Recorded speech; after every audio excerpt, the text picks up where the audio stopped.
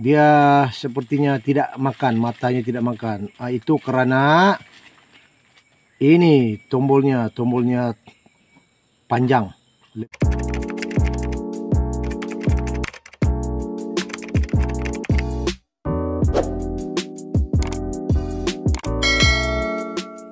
Halo sahabat, teman-teman semuanya, walau dimana juga berada, selamat pagi. Apa kabar? Semoga kita semua dalam keadaan yang sehat walafiat ya.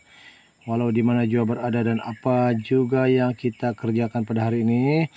Oke sahabat-sahabat semuanya, hari ini saya ingin berkongsi ya satu tips bagi pemula tentang cara-cara operasi sensor ataupun cara kita mengasah tombolnya. Ini tombolnya, bukan matanya ya. Oke, di sini saya kongsikan ya sahabat-sahabat, mengapa kita harus mengasah dia, karena sensor ini ataupun rantainya ini sudah tidak berjalan ya. Tidak berjalan karena tombolnya, ini tombolnya lebih panjang daripada matanya. Jadi sahabat-sahabat, teman-teman pemula yang baru bermain sensor seperti saya ini, jangan heran ya kalau rantai matanya masih bagus, kita asah sudah tajam, tapi bila mengerjakan ataupun bila kita memotong atau menebang kayu, dia tidak berjalan ya. Dia sepertinya tidak makan, matanya tidak makan. Itu karena ini tombolnya panjang, lebih tinggi ya, lebih tinggi daripada matanya. Ini matanya, tombolnya ini.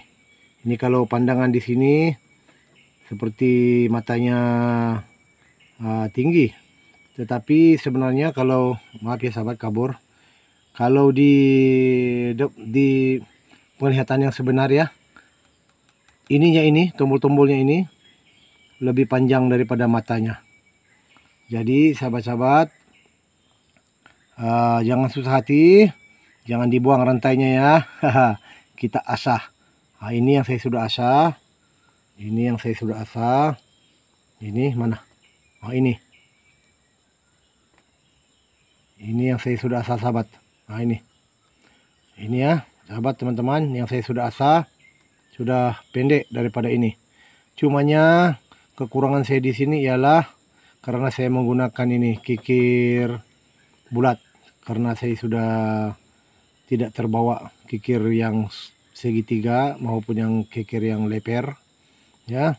Jadi saya menggunakan kikir bulat. Boleh juga, cuma kerjanya agak rumit sedikit, dan kita harus berhati-hati, jangan sampai kita mengasah ya, jangan sampai kita mengasah terkena ininya, yang rantainya yang ini atau matanya, karena dia mudah tergelincir kalau kikir bulat ya. Jadi pastikan harus berhati-hati kalau menggunakan kikir bulat. Sebaiknya kita menggunakan kikir yang bersegi 3 ataupun yang bersegi 4, yang saya panggil leper.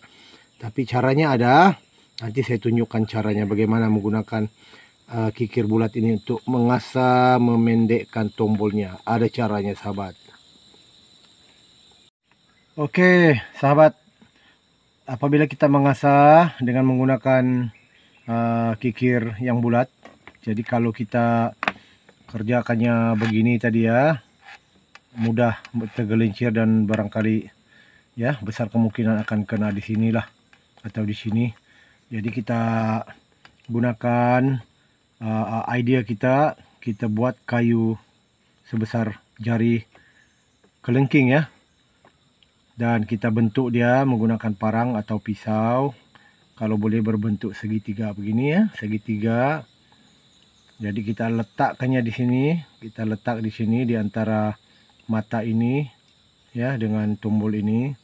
Jadi kita letak begini, dan kita mudah bagi kita untuk mengikir.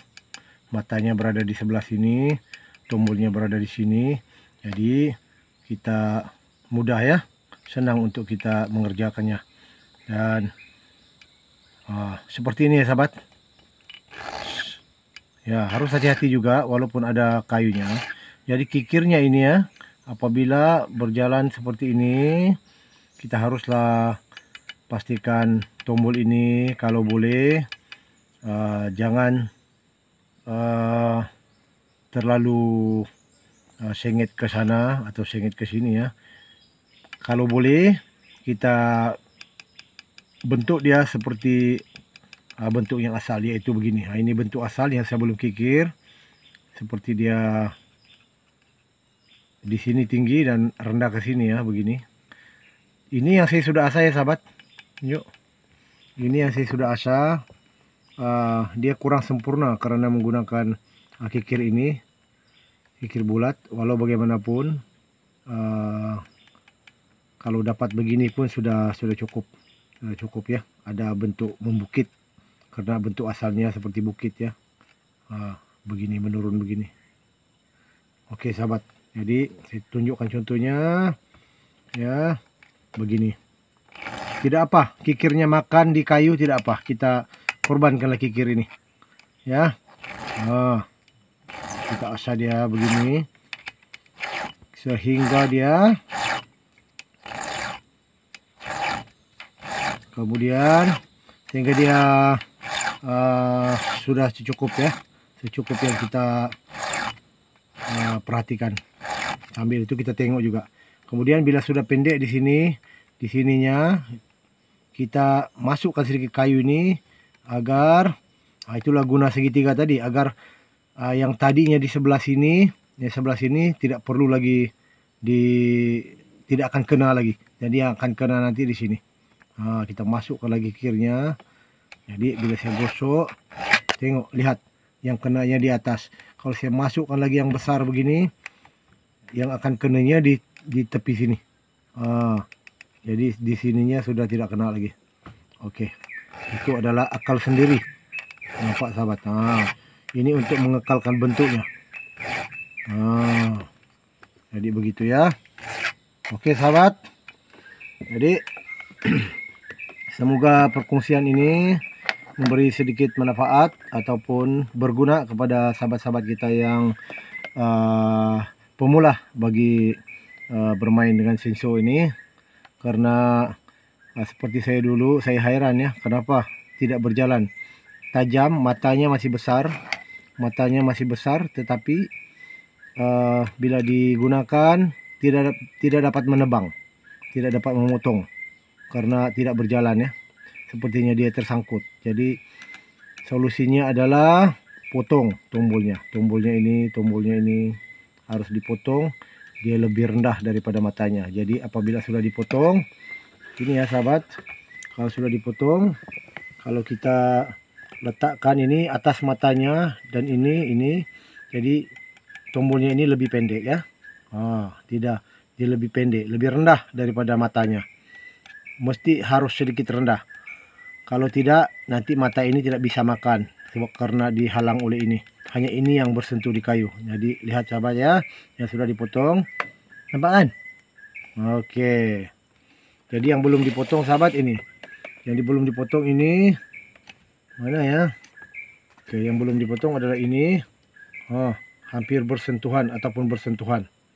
Ini matanya, ini tombolnya ini terlalu rapat. Malah tombolnya lebih panjang, jadi itu mengganggu perjalanan rantai untuk memakan kayu ataupun memotong. Oke sahabat, demikian saja perkongsian, semoga bermanfaat. Terima kasih sudah menonton. Jangan lupa like, comment, share, dan kalau sudi subscribe. Jika kita berjumpa lagi, sudah semestinya Ronil Channel. Bye bye.